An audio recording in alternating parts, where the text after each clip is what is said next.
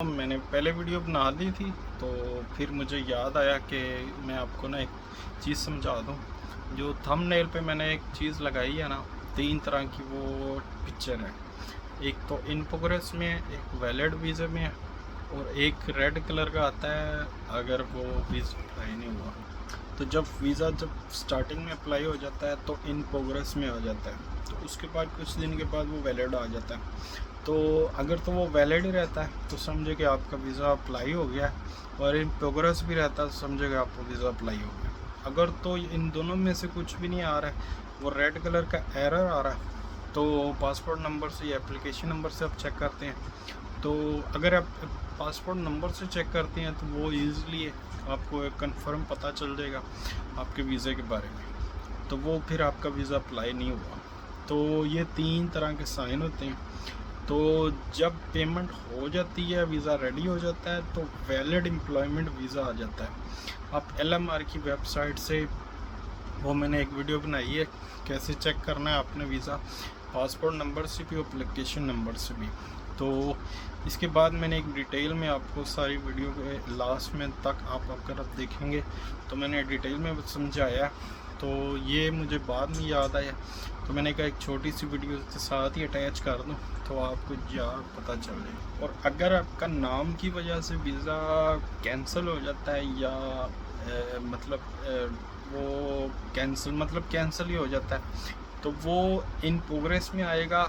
तो उसके कुछ दिन के बाद, 1 वीक के बाद या उससे पहले भी वो नॉट वैलिड आ जाएगा। तो समझे कि आपका वीज़ा नाम की वजह से कैंसिल हुआ है या कोई और मसले की वजह से कुछ पेपर मिसिंग था।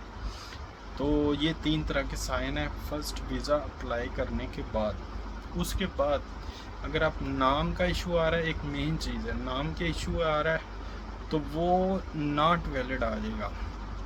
इन तीनों में से कुछ भी नहीं आएगा, वो नॉट वैलिड आ जाएगा, नॉट वैलिड एम्प्लॉयमेंट वीज़ा। तो ये 3 तरह के साइन है, अप्लाई करने से पहले भी और बाद में भी आएंगे। तो वीडियो अच्छी लगी हो लाइक कर दें। Thank you so much. वालेकुम, क्या हाल है? ठीक ठाक है। एक नई वीडियो के साथ। तो आज की वीडियो वीज़ा अपडेट के बारे में है, बहरीन के वीज़े के बारे में कि कितना टाइम लग रहा है आजकल, और आजकल क्या हालात चल रहे हैं, और वीज़ा कितने दिन में प्रोसेस हो जाता है, और सबसे ज़्यादा इम्पोर्टेंट है कि यहाँ पे क्या हालात हैं अभी। काफ़ी कुछ दोस्त मेरे से पूछते हैं कि आजकल क्या हालात हैं, क्या कंडीशन है, काम के हवाले से क्या हालात हैं। तो काम तो आजकल बिल्कुल ये हिसाब लगाएं कि 70% बंदे जो हैं वो फारिग बैठे हैं, काम शम नहीं है आजकल। काम सिर्फ वो चल रहा है जो कंस्ट्रक्शन लाइन का है। अगर आप लेबर का काम कर सकते हैं, कंस्ट्रक्शन का, पेंट का, कोई भी ऐसा कंस्ट्रक्शन में काम है, बिल्डिंग लाइन में काम है, आप कर सकते हैं इतनी गर्मी में, तो आपके लिए काम है। अगर आप ये सोच के आएंगे, मैं उनकी बात कर रहा हूँ जो नए वीज़े पे आ रहे हैं, मतलब जो अभी वीज़ा अप्लाई कर लिया जिन्होंने, या ऑलरेडी आ गए हैं। कुछ बंदे, कुछ दोस्त ऐसे भी हैं जो ऑलरेडी यहाँ पे हैं, तो उनके लिए काम ढूंढना काफ़ी मुश्किल हो रहा है। हालात ठीक भी हैं, और कुछ कह सकते हैं कि काम के हिसाब से काम नहीं भी मिलता। तो इतनी गर्मी में ये है कि आपको लेबर का काम करने में तो बहुत मुश्किल है। ज़ाहिर है, एक बंदा जब 7-8 लाख रुपया लगा के आएगा, तो फिर अगर उसने कंस्ट्रक्शन का काम ही या लेबर का, बिल्डिंग लाइन का ही काम करना है, तो फिर उसको आना, मतलब यहाँ पे आके वो फंसने वाली बात है। और दूसरी बात ये है कि वो काम हो भी नहीं सकता इतनी गर्मी में।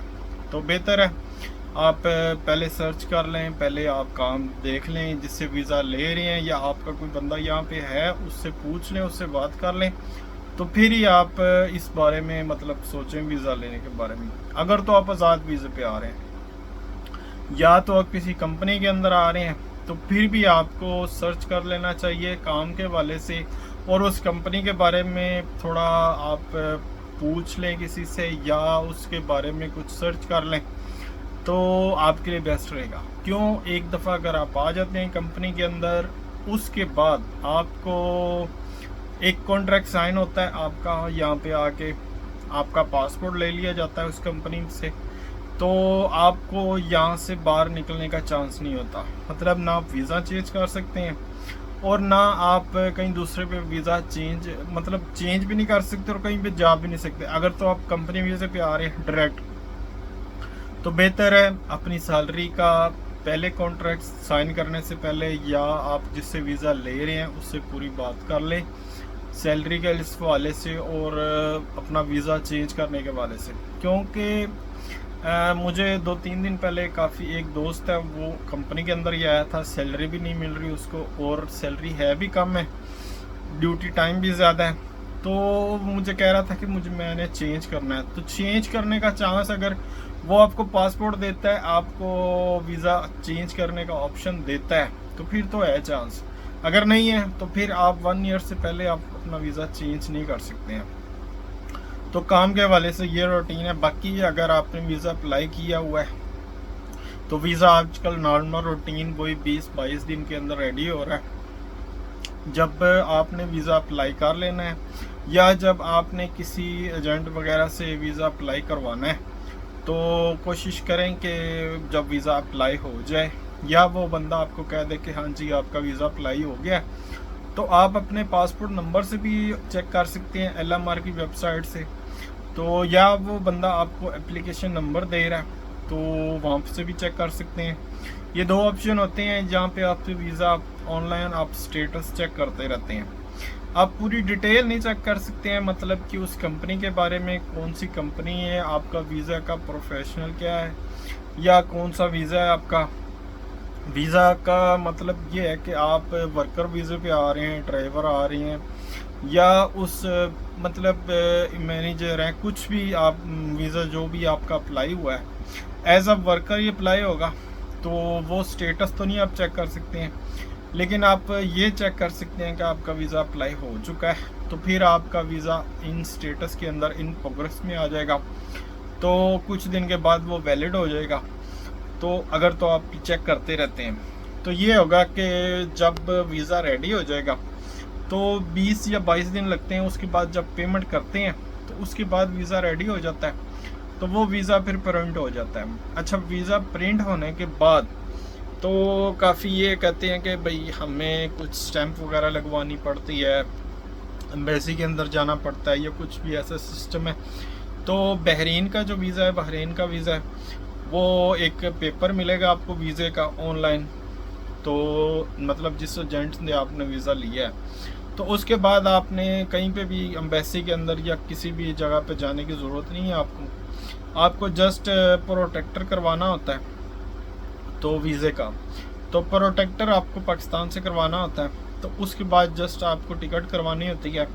और एक और चीज़, अगर जब आप फर्स्ट टाइम आ रहे हैं बहरीन के अंदर, तो जो आपने टिकट ले ली है, मतलब जो आपने टिकट ऑलरेडी बाय कर ली है, तो उस टिकट का एक दफ़ा ओके टू बोर्ड करवा लें यहाँ से, बहरीन से, या जिस कंपनी की टिकट है, जिस एयरलाइन की टिकट है, तो वहाँ से ओके टू बोर्ड करवा लें ताकि आपको परेशानी ना हो। तो ये कुछ अहम चीज़ें हैं। तो बाकी एक और चीज़ है, आजकल जो सिस्टम वो बना हुआ है कि जो आप किसी कंट्री से मतलब आप डिपोर्ट होकर गए हैं, तो आपने फिर अप्लाई करना है वीज़ा, तो वीज़ा तो आपको मिल जाएगा, लेकिन आपको पाकिस्तान के पासपोर्ट से ऑफ लोड कर दिया जाएगा, क्योंकि आपका वो जो पासपोर्ट है वो ब्लॉक हो जाता है। तो वीज़ा अगर आप कहीं से भी डिपोर्ट होकर गए हैं, तो सबसे पहले तो आप चेक करवा लें कि आपका पासपोर्ट तो ब्लॉक नहीं है। मतलब ये है कि आप बहरीन का वीज़ा भी ले लें, फिर आपको पासपोर्ट भी ब्लॉक हो जाए, तो यहाँ से तो कोई मसला नहीं है, लेकिन वहाँ से एयरपोर्ट से आने के लिए थोड़ा मुश्किल होती है। तो ये कुछ चीज़ें हैं। तो काफ़ी दोस्त मुझे पूछ रहे थे कि आजकल क्या काम के हालात हैं। काम के हालात थोड़े ख़राब हैं, यानी कि अगर आपने आना है तो कम से कम अपने साथ आप 100 दिनार तो कम से कम लेके आएँ, ताकि आपको 1 या 2 महीने रूम रेंट देना पड़े, या आप खाने का या मोबाइल का पैकेज का, ये चीज़ें आप कर सकें। तो उसमें यह है कि आपको परेशानी नहीं होगी। तो अगर आप तो इससे ज़्यादा पैसे लेके आते हैं, तो ये है कि आप उस दौरान मतलब कुछ पैसे ये हैं कि आप मोटरसाइकिल का लाइसेंस ले सकते हैं, वो एक अच्छा ऑप्शन रह सकता है अगर तो आप आज़ाद वीज़े पे आ रहे हैं। तो अगर आप कंपनी वीज़े पे आ रहे हैं तो उसमें भी आप ले तो सकते हैं, लेकिन ये है कि कंपनी का कोई भी परमिशन नहीं चाहिए होता है, कोई भी लेटर वगैरह कुछ भी नहीं चाहिए। जस्ट ऑनलाइन आपने लाइसेंस अप्लाई करना है, तो ऑनलाइन ही आपको वो उसका लर्निंग ले सकते हैं। फिर आपने घंटे लगाने होते हैं जब वहाँ पे जाके, तो इजीली आपको ड्राइविंग स्कूल के अंदर जाके घंटे लगवा सकते हैं। तो फिर आप टेस्ट देंगे तो अगर आप पास होते हैं आपको लाइसेंस मिल जाता है। मोटरसाइकिल के लाइसेंस के लिए आपको जस्ट ऑनलाइन पेमेंट करनी होती है लर्निंग की, उसके बाद आपने जाके वहाँ पे कुछ घंटे लगाने होते हैं, तो उसके बाद आपने टेस्ट देना होता है। तो अगर आप पास हो जाते हैं तो आपको लाइसेंस मिल जाता है, वो इजीली होता है। तो बाकी ड्राइविंग लाइसेंस के लिए, गाड़ी के लाइसेंस के लिए आपको वहाँ पे 22 घंटे भी लगवाने होते हैं और उसके बाद टेस्ट भी देना होता है, उसमें पैसे थोड़े ज़्यादा लग जाते हैं। तो ये अपडेट मतलब ये सिस्टम है। तो बाकी अगर काफ़ी दोस्त पूछते हैं कि आपके नाम का मतलब जब आपने वीज़ा अप्लाई किया हुआ है तो नाम का इशू आ रहा है, तो ये बिल्कुल ठीक है। अगर आपने वीज़ा अप्लाई किया हुआ है या अप्लाई करना है तो काफ़ी एजेंट भी आपको बता देंगे इस बारे में कि नाम का क्या इशू आ रहा है। नाम अगर आपका अली है, हसन, हुसैन, हैदर है, या ये 4-5 नाम है इस तरह के जो मतलब कि जिनका वीज़ा अप्लाई हो जाता है, तो अगर तो वो वीज़ा इमिग्रेशन से क्लियर हो जाता है तो फिर तो आपका वीज़ा मतलब कैंसिल नहीं होता। तो अगर इमिग्रेशन से भी क्लियर हो गया तो तकरीबन ये है कि अगर 10-15 दिन के अंदर अंदर आपका वीज़ा अगर कैंसिल नहीं होता है ना, तो अगर इन प्रोग्रेस के बाद जब वो रेड हो जाएगा तो फिर मतलब कि आपका वीज़ा कैंसिल हो गया। वो नाम की वजह से भी हो सकता है, तो 70% चांस है नाम की वजह से, बाकी और भी कुछ वजह हो सकती है।